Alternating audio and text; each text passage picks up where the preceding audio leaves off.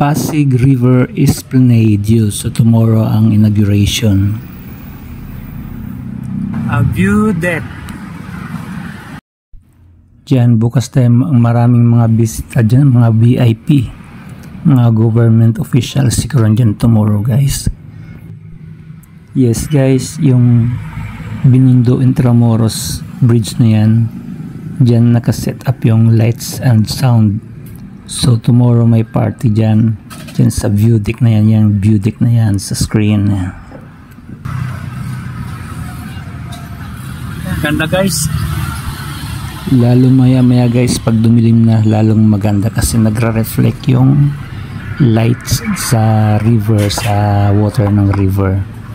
Makita ang ganda guys, parang puro gold makita.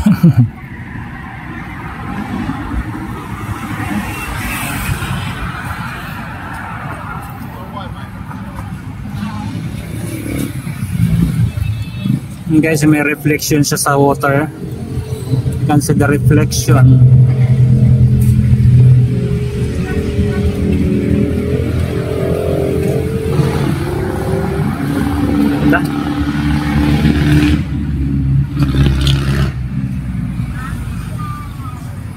Wow.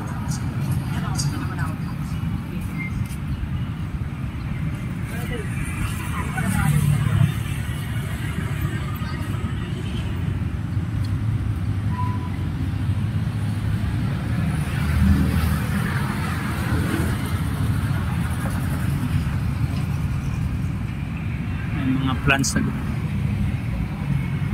bougainville.